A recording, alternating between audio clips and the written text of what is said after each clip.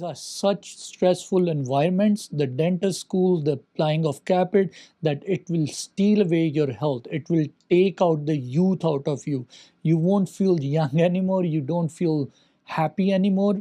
But here's a solution that I'm giving you ahead of time. My name is Adriel William.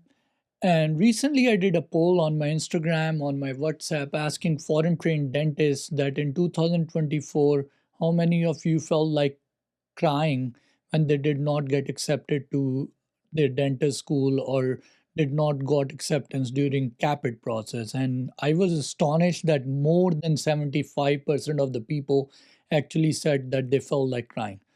And the reason I did that poll is because I had two candidates reach out to me and they were in a lot of emotional turmoil, a lot of, I would say, in a stressed state. And they mentioned they applied to 15 schools, they spent so much money, and they have got not even got one invite from any of the school, and they are very much discouraged to even apply to dental school, and they felt like crying. And I personally thought it's a big issue because there's a lot of emotional stress. So if you're somebody who's planning to apply to dental schools or the CAPIT in 2025, I'm going to talk to you about 5 ways or 5 things that you should mentally be prepared. Write it down so you are well prepared emotionally, psychologically to apply for this cycle, and hopefully you don't have a mental breakdown. So the first thing I would talk to you that a lot of people deal with is that even before you're applying, you want to be applying with very optimistic hope. You should write down your goals. And one of the things I do with a lot of CAPIT candidates I do fellowship with is that I give them a list of paper where I want them to write down their goals and think about it, visualize about it. And one of the things when you're doing this, while you're preparing for your goals, also mentally be prepared that during this whole marathon, there will be small hiccups, there will be failures. So you're playing a tournament, you're playing a World Cup, you're running for a marathon, and this whole tournament, there will be matches where you will lose. There will be time where you will fall down, where it will hurt, you will face failures. It will create doubts in you. There will be days when you will wake up and you're not getting reply. You're failing in TOEFL. Your documents get lost. Maybe you have financial issues. Maybe you got sick right before your interview. There will be something that will go south. Some shit will break on you, which will happen. But the number one thing you want to prepare yourself mentally is that yes, you're going to lose some matches, but by the end of the day, you're the winner of the tournament. It might take a little bit longer, it might be a little bit more difficult, but what I teach my candidates that I work with is that you want to know by the end of this day, by the end of the game, you're going to be a winner. But you're mentally prepared to deal with smaller hiccups, smaller failures, which comes in your journey in between.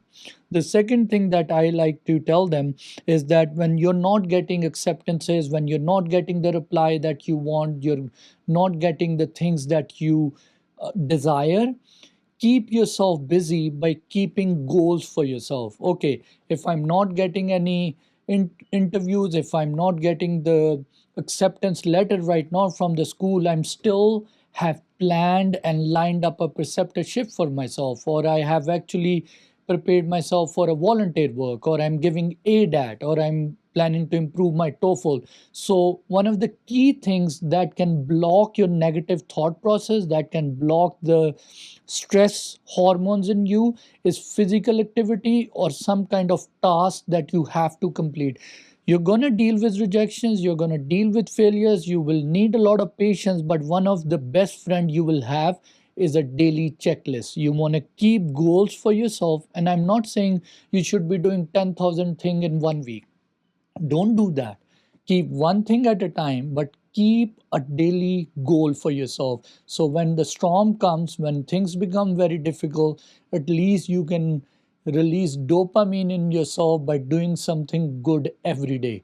And it might seem very small, but trust me, the people I work with, even my in my own life, and I can't tell you how much time I was stressed out, is that these small goals keep you alive, they keep you moving forward, and they help you sustain your overall health.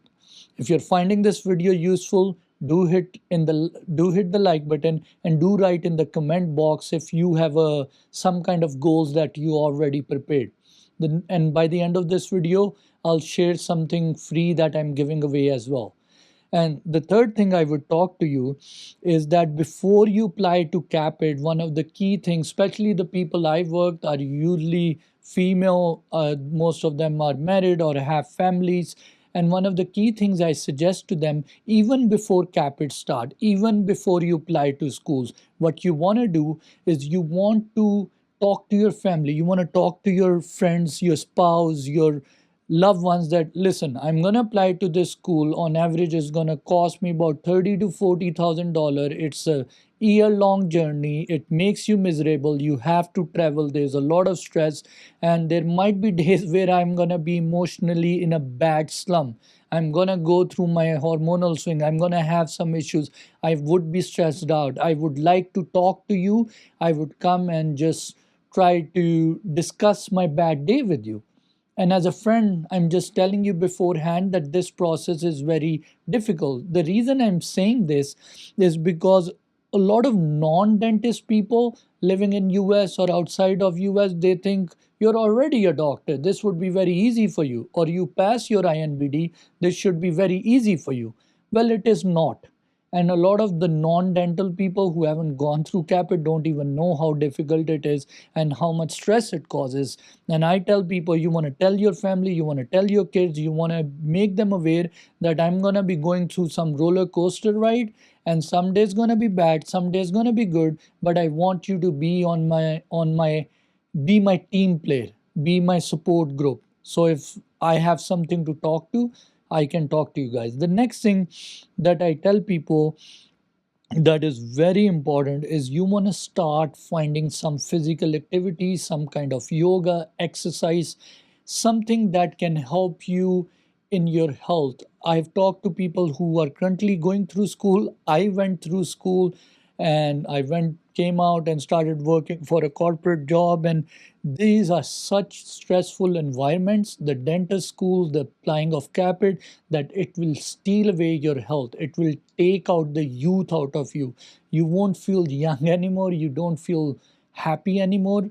But here's a solution that I'm giving you ahead of time.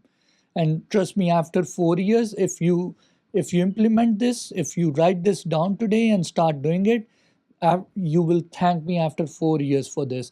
That you start doing some kind of yoga, some kind of exercise, meditation, do Pilates, whatever work for you. You want to do some kind of hiking, be physically active, do cycling, and even just be involved in some positive activity, deep breath work, because later on you're going to need it. Otherwise, one of the things I'll tell you, I was talking to somebody who was a mentor, who's also working therapies and was therapies as well. They told me people who go through a lot of stressful events, like, and one of the things I've learned from one of the mentors, that he told me that a lot of people who've gone through stressful event like immigration and even these admissions and education, they hold a lot of stress in their body. Their body and their nervous system go back into fight and flight all the time. And what happen is then they get a lot of, they forget how to relax. And then they start to develop health issues. They start to have GIT issues. They don't know how to sleep. They don't know how to relax. And that's why I'm saying, if early on you can include some kind of exercise, de-stressors, yoga, something, meditation, Pilates, whatever you can do to relax yourself early on, your health will be much better. And trust me, in US, one of the most expensive thing to deal with is healthcare. The last thing I would talk to you, which I personally believe is one of the most important thing and most overlooked, especially in the field of dentistry, I personally feel is the importance of goal setting and manifestation. What you want to do is, even before you start, you want to start writing things for yourself. And when you write them down, you want to sit down and you want to start manifesting them.